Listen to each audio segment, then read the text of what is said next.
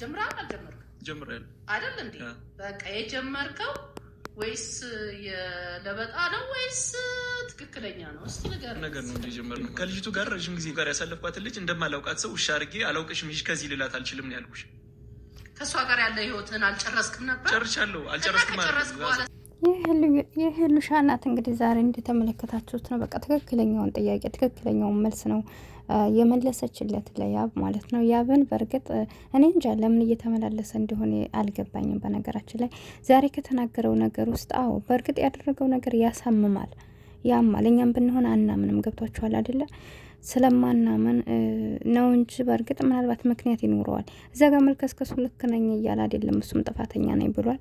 ምናልባት እንዲያው ትንሽ አንድ እድል ብትሰጠው ማየት በቃ ለትንሽ ጊዜም ቢሆን ይህን ይቅርታውን ተቀብላ።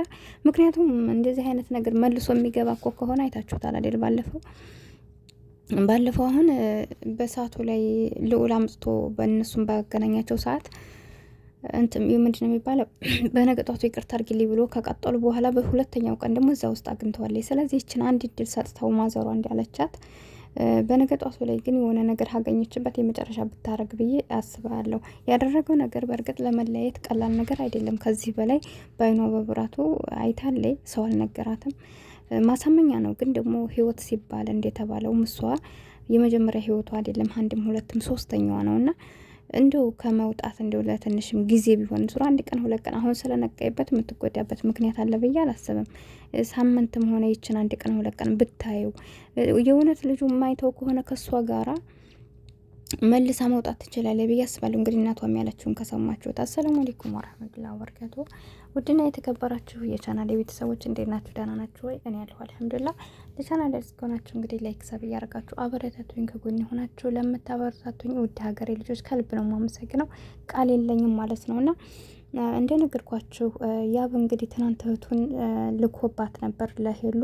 ሄሉ እህቱን እንግዲህ አይታችኋታል። ስሜታዊ ስለነበረች ያው ስትወጣ ያው እንዴት ተጣሉ ነው የተለያዩት ማለት ነው። ዛሬም ላይ ደግሞ የማዘሯን መምጣት አይቶ ካለችበት ቤት እንግዲህ ሄዶ ይቅርታ እያለ ነው።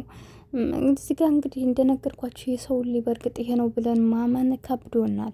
እንኳን እኛና ሄሉ እዛ ሆና ስላላወቀችው ይሄ ነው ብዬ የምገምትበት ነገር የለም። ግን እንደ ሰውኛ ሳስበው ማለት እስኪ እንደው ተወዷል ሄሉ ለሱ ፍቅርም ስላላት ፍቅር ሳይኖራትም በዚህ ባጭር ጊዜ ውስጥ ሳታስተውል ከዛ ህይወት ወጣታ ዛሬ ላይ ድጋሚ አትገባም ነበር። እሱም እንግዲህ ለትዳር ያላትን ፍላጎት በማየት የፍቅር ጥያቄውን አቅርቦ እሷም ተቀብለው በደስታ እንትን ብለዋል። እና ልዑል እንግዲህ እያለ ያለው ባለፈው ሰምታችሁ ከሆነ ይህ እኮ ቤተሰብ የለበት ምን የለበት ኖርማሊ ነው እና ይሄ ራሱ እንደ ጓደኛ ነው እንጂ የመጣው ይህ በቤተሰብ ቀለበት አስሮላት እያላችሁ የምትሉት ምንድን ነው ምናምን ብሏል።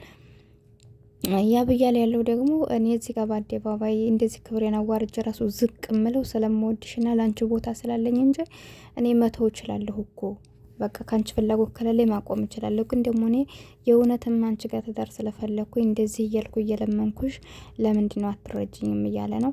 ሄሉ የመቆጣት ጸባይ እንዳለባት ያብም የመቆጣት ጸባይ ያለበት እንደነገርኳችሁ እኔ ውስጡን አላውቅም። ይሄ ነው ብዬ መገመት አልችልም በአሁኑ ሰዓት። ነገር ግን ከተረዳሁት አንጻር ምክንያቱም አንድ ድል ሳጥታ ለሁለት ቀን ለሶስት ቀን ብታየው እንደነገርኳችሁ የሚወጣ እንጀራ ከምጣዱ ያስታውቃል ነው። ትንሽ ያደረገው ነገር በጣም ከባድ ነው። ሄሉም ተሰብራለች። ግን ደግሞ ማዘሯ እንግዲህ ተጨናታለች። እናት ከምንም በላይ ናት ታውቃላችሁ አይደለ? በዛ ላይ ደግሞ እንዳልኳችሁ እናቷና ያክል ነው ሂዶ ሽምግልና እየጠየቀ ያለው ያስፈራል።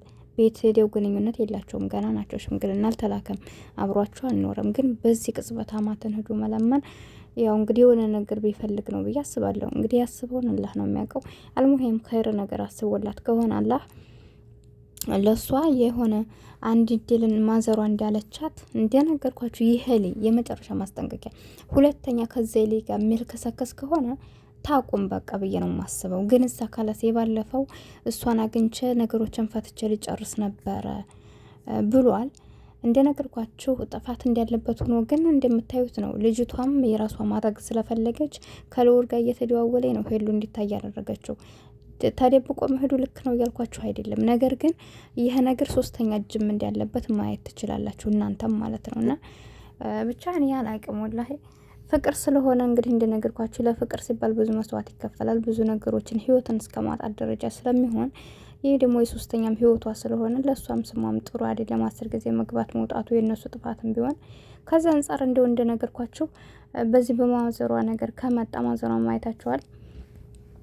አንዲት እድል በቃ የእውነት ግን ምን ብላ መሰላችሁ እኔ ብሆን ማለት ነው እኔ ብሆን ይችን አንዲት እድል ልሰጠው እችላለሁ። እሱም ማለት ምንድነው ከልጅቷ ጋር በስልኩም ይሁን በአካልም ይሁን አንገናኝም ብሎ ቃል ከገባላት ካላስ አንድ ድል ብሰጠውና ብቀጥል። ለምን ያችሌ እንደነገርኳችሁ አልፈልግሽም ብሎ እሷ ጋር ቆሞ መጥቶ ከሄሉ ጋር እየሆነ ነው። ቀለበት አስሮ እያያችሁ ራሱ እያያችኋት ነው። እንዴት ብላ እንደማስትሽ እንደተላከከችበት እንዲህ አይነቱ ነገር ደግሞ ያማችኋል። እናንተ ደግሞ ሄሉ ደግሞ በክብር ተጠይቃ በስነ ስርዓት እንግዲህ ወደ ትዳር ዓለም ሊገቡ ነው። ስለዚህ ከሄሉ ከዘኛይቱ የሄሉ የተሻለ ነገር ነው። ቢያንስ እንኳን ተጠይቃ በክብር ነው እንደዚህ ያደረጋት አይደለ? ስለዚህ አሁን እሷ አውጥታ ከመጣል ሮጣ ያው የሆነ አንዲት እድል ብሰጠው ብዬ እሱንም ደግሞ እድል የምሰጠው እኔም በራሴ ብሆን የመጨረሻ እንደነገርኳችሁ ስልኳንም ከስልኩ ማጥፋት አለበት፣ ልጅቷንም ደግሞ ከአይምሮ ማጥፋት አለበት። የሆነ ሌላ ኬዝ ካለው ሌላ ኬዝ የታሰረበት ነገር ካለ በግልጽ ይናገር። መተው የማይችል ከሆነ ካሁኑ ብትወስን ብዬ ነው የማስበው። ነገር ግን የእውነት እንዳለው እሷ ጋር አንድ ቀን ተገናኝቶ ሊፈታ በነበረበት ከሆነ እሷም ደውላና ለውል ጋር ያገናኘችው። ስለዚህ እኔ አንድ እድል ብሰጠው ብዬ አስባለሁ። እንግዲህ እንደማዘሯ ነኝ እኔም ማለት ነው። ምክንያቱም ሄሉ ትወደዋለች፣ ባትወደው ችግር የለውም ማለት የራሱ ጉዳይ ብላችሁ ታልፉታላችሁ። ግን ፍቅር ሲኖርባችሁ ይሆናላ ያያችሁት እንግዲህ ያያችሁት እንዳላያችሁ ናችሁ የምታልፉታለ። ወይም ደግሞ ህይወት እንግዲህ አልኳችሁ እኔ መውጣት መግባት የሚለው ነገር ካሰለቻችሁ አንጻር ፍቅር ደግሞ ያኔ ብቻ እንዲህ አይነቱ ነገር ያማል። በነገራችን ላይ እኔ እንዳልኳችሁ ይሄን ነገር በቃ እሷ ጋር ካሁን በኋላ እሷ የምትባል ሰው በስልኩ የሚሆን በምንም የሚያጠፋፋ ከሆነ አንድ እድል ብሰጠው ባይ ነኝ። እስኪ እናንተስ የራሳችሁን አመለካከት ምን ትላላችሁ? በቃ ምክንያቱም ታገኘዋለህ ያነገጧት። ይሄ የማይተው ከሆነ አሁንም ቢሆን ቀላል ነው። ትናንትና በሰርጉ ማግስት በቀለበቱ ማግስት እንደዛ ልዑል እንዲያሳያት ሁሉ እሷን መጥቶ ይቅርታ ብሎ ድጋሚ እሷ አልጋ ቤት አግኝተው የለ አሁንም ይችን አንዲት ይቅርታ ሰጥታው እዛች ቦታ እሷ ጋር ስልኳንም የልጅቷ ጋር የተደዋወለ እሷ ጋር መሄድ ከሆነ አውልቃ መጣል ትችላለች። አሁን ላይ እሷን በምንም ያኔ በገንዘብ የሚሆን በምንም ሊሸውዳት አይችልም። ለምን ስለነቃችበት አትጎዳም ብዬ አስባለሁኝ። ግን እንደ በፊቱ ባላወቀችው መንገድ ቢሆን ሊጎዳት ይችላል።